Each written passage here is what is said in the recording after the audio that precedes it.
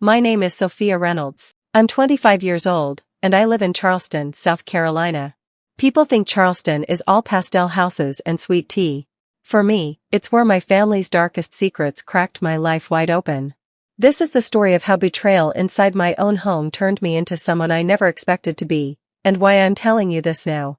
I grew up in a family that valued appearances above everything. My father, James Reynolds, owned a chain of high-end seafood restaurants along the Carolina coast. My mother, Lorraine, ran charity luncheons and wore pearls to the grocery store. Our front porch was always swept, our smiles always rehearsed. People called us the Reynolds of Church Street, like we were a brand. As the only daughter, I was cast as the golden girl. Ballet lessons, debate team, a college scholarship to the University of South Carolina. My mother loved to tell friends, Sophia will take over the business someday. At family dinners my father would toast, to my future CEO. I smiled even when it felt like a costume. When I graduated at 22, I moved back to Charleston to work in the company's marketing department. The city felt like a living postcard, horse-drawn carriages, cobblestone streets, tourists holding pralines. But behind the shutters of our mansion, tension hummed. My older brother, Nathan, had been passed over for a promotion at the restaurants. He blamed me, calling me Dad's favorite. My mother, ever the peacemaker, whispered, "Just keep your head down, darling." I tried. I really did. But you can't keep your head down when the ground itself is shifting. It began with numbers. In my second week in the office, I noticed irregular invoices, seafood suppliers billing twice, marketing costs inflated for events that hadn't happened. I brought it up gently to my father. He waved it off, "Our CFO handles that. Focus on your social media campaigns." But I had studied data analytics. Patterns don't lie. Around the same time, Nathan grew distant. He skipped family dinners, disappeared on business trips with vague explanations. When he did show up, his eyes looked glassy, his jokes edged with bitterness. I wondered if he was drinking. My mother whispered, "Don't pry. He's under stress." Then came the night that changed everything. My father called a family meeting in the dining room, mahogany table, silver candlesticks, a view of the gardenias. His face looked drawn, his tie loosened. "We've had a rough quarter," he began. "To keep the company afloat, we need everyone to tighten belts." He announced layoffs of longtime staff, cuts to benefits, and a temporary freeze on my salary. I opened my mouth. "But Dad, the invoices." He slammed his hand on the table. "Enough. You're young, you don't understand business." Nathan smirked.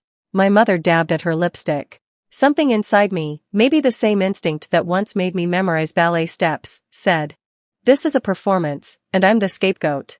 That night I couldn't sleep. I pulled out the invoices, cross-checked bank records, and discovered money flowing into a shell company under Nathan's name. I realized with a jolt, my brother was embezzling from our father's business, and my father either didn't know or didn't want to know. The layoffs were covering Nathan's theft. I confronted Nathan in the parking lot of the flagship restaurant. "I know what you're doing," I hissed. He leaned close, breath smelling of whiskey. "Stay out of it, little sister. You're not as smart as you think." He flicked his cigarette and walked away. I drove home shaking. In my childhood bedroom, surrounded by trophies and framed diplomas, I stared at the ceiling. Loyalty to family had been drilled into me since birth. But loyalty to truth ran deeper. I began recording everything, screenshots, bank transfers, texts. I wasn't sure yet what I'd do, but I knew I'd need proof. At the same time, my personal life was crumbling. My boyfriend of 3 years, Daniel, a local journalist, kept pressing for details about the Reynolds empire. I wanted to confide in him, but I also feared he'd print it. One evening over dinner he asked, "Soph, are you hiding something? You're distracted." I lied, "Just work stress." He looked unconvinced. The distance between us grew like a crack in plaster. Weeks passed. My father's mood darkened. He barked orders at staff, canceled vacations, grew pale. My mother hosted charity teas with a fixed smile, her eyes darting toward the door as if expecting bad news. And Nathan flaunted a new sports car. Rumors swirled in town about financial troubles at the restaurants. I felt like I was living in a Southern Gothic novel. Then came the betrayal I didn't see coming.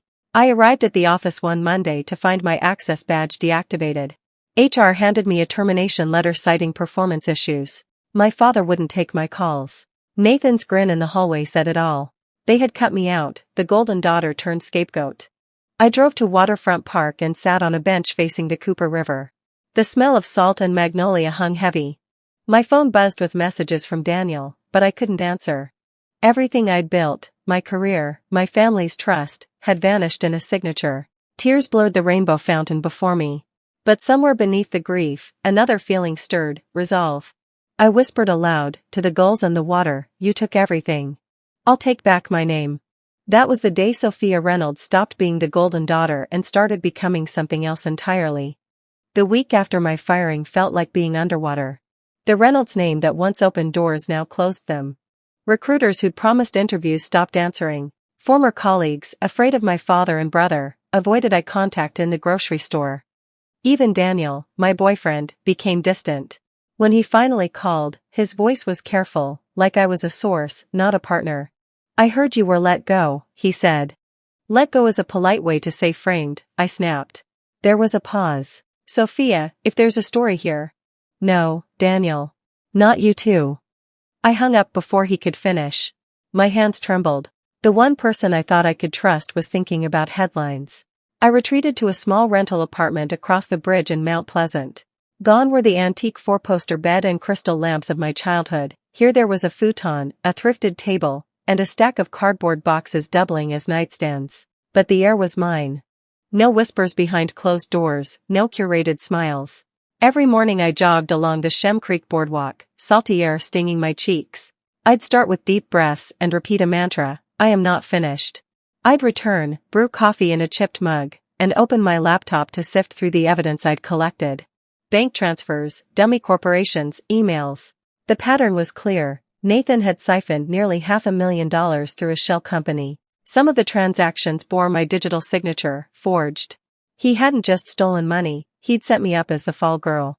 I created a timeline, color-coded, cross-referenced. In marketing I'd learned that stories persuade more than data. To prove my case, I needed both. But to whom would I show it? The police? They'd see a family squabble. The press? That meant risking every scrap of privacy. And my father had chosen his son over me. One night, restless, I wandered into a coffee shop near the marina. Flyers for local small businesses covered a bulletin board, yoga studios, dog walkers, bakers. It struck me that these owners fought every day to keep their doors open, without family fortunes to cushion them. And here I was, skilled in branding, strategy, digital campaigns, the very things they struggled with. An idea sparked. If my family had shut me out of the business, maybe I'd build one they couldn't touch. The next morning I registered a domain name, Reynolds & Rise Consulting. A private joke, rising from the ashes. I designed a simple logo, a magnolia bloom cracking through stone. I posted on local forums, affordable marketing help for small businesses. Honest, empathetic, effective. My first client was a woman who sold handmade soaps at the farmer's market. We met at my kitchen table. She paid me $300 to rebrand her Etsy shop and run targeted ads. Her sales doubled in a week. She sent me a basket of lavender bars and a thank you note. For the first time since the firing, I felt useful. Word spread. Within 2 months I had 5 clients. I worked 16-hour days on my futon, my cat batting at paperclips while I wrote copy and scheduled posts. Every invoice paid was a quiet act of defiance. I wasn't just surviving, I was rewriting my story. Meanwhile, the Reynolds empire showed cracks. Whispers reached me through former employees, suppliers unpaid, inspectors sniffing around, Nathan flaunting new watches while staff were furloughed. My father appeared gaunt at a Chamber of Commerce dinner in a photo online. But no one reached out to me.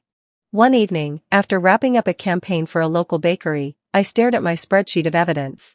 I could expose Nathan and clear my name, but doing so publicly would also ruin my father and mother, who were still clinging to appearances. The thought made my stomach churn. Could revenge and love coexist? I closed the laptop and opened my journal. At the top of the page I wrote, "What does justice look like?" Underneath I listed options. Leak documents anonymously to the press. Go to the Attorney General's office with a formal complaint. Confront my father privately with proof. Do nothing, keep building my own life. For the first time, the last option felt tempting. My business was growing. I was free. Why wade back into the swamp? But then I pictured the staff laid off, the suppliers unpaid, my signature forged. Silence would make me complicit. A week later Daniel knocked on my apartment door. He looked tired, carrying a bag of takeout. "Can we talk?" he asked. I hesitated, then let him in. "Over pad thai," he said. "I didn't pitch your story. I wanted to, but I didn't. Because I still care about you." "Then why are you here?" I asked. "Because rumors are flying. Your brother is about to sign a big deal with a private equity firm. If he does, he'll cash out and disappear. If you have proof, now's the time." I studied his face. There was still the boy I'd loved, but also the reporter, hungry for a scoop. "If I give you what I have, you'll protect my parents?" I said. He nodded. "We'll focus on Nathan. We'll show how you were framed."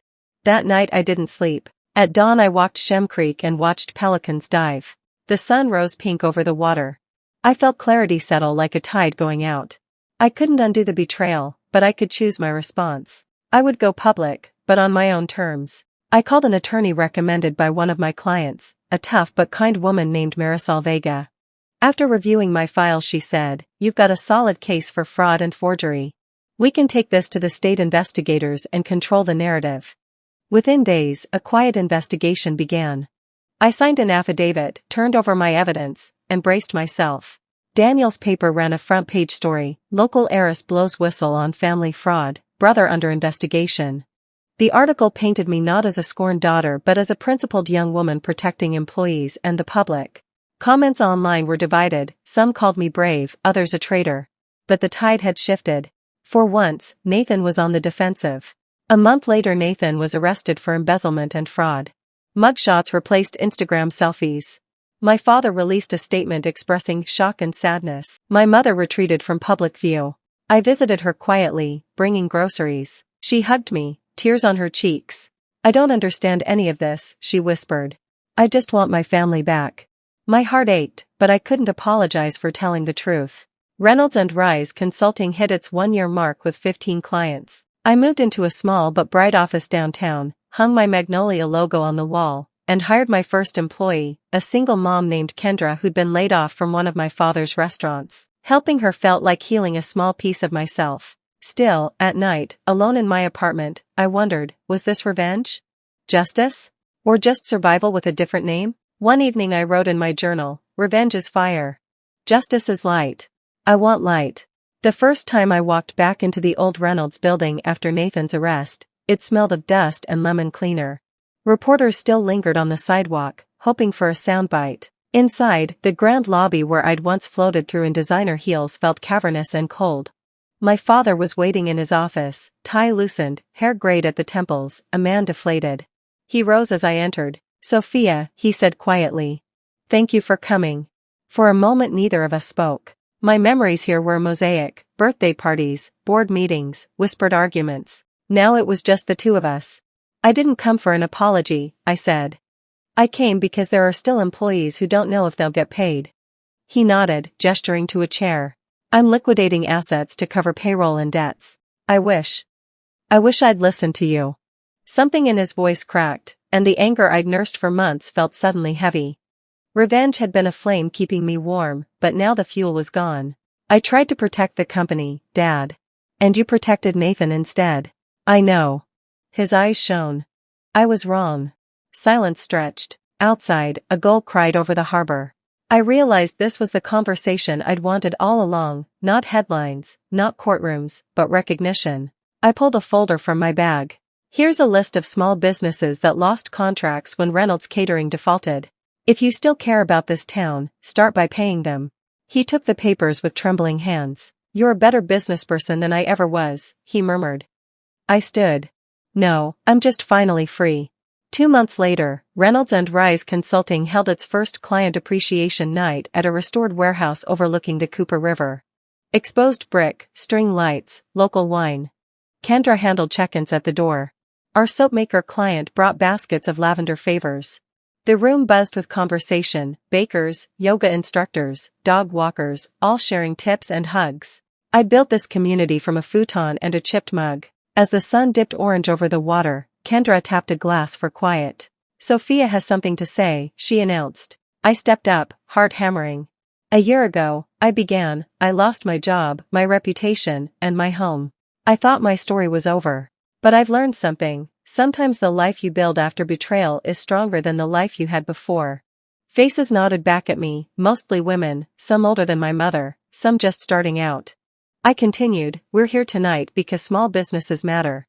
Honesty matters. And no one, not even family, has the right to take your voice. Applause rose like a wave. For the first time since this began, I felt not just vindicated but rooted. After the event, Daniel approached, holding 2 glasses of sparkling water. You were incredible, he said. I was terrified. He smiled. That's why it worked. Listen, the paper's moving me to Washington, D.C. I don't know what we are anymore, but I'd like to stay in touch. I studied him. The old ache was still there, but softer. Thank you for telling the story fairly, I said. That mattered. We clinked glasses. To new beginnings, he said. To new beginnings, I echoed. Back in my apartment that night, I opened my journal, the one where I'd written mantras, timelines, doubts. On the final page I wrote, justice achieved. Business alive. Heart healing. The past is not my home. I closed it and placed it on the shelf. But life, of course, didn't stop. Lawsuits dragged on. My brother cut a plea deal and faced sentencing. My parents sold their house and moved to a smaller one near my aunt in Georgia. My mother called sometimes, tentative. We're proud of you, she'd say. It sounded like an apology in disguise. I let her speak. We were learning new roles. One rainy afternoon she visited my office. She wore a simple cardigan, no pearls. I wanted to see where you work, she said. I showed her around, the desks, the corkboard of client wins, the photo wall of before and after branding shots. She touched the magnolia logo. It's beautiful, she whispered. Your grandmother loved magnolias. She told me once they bloom even after storms, I said. My mother's eyes filled. I'm sorry, Sophia. It wasn't everything, but it was a beginning. We hugged awkwardly, 2 women in a new landscape.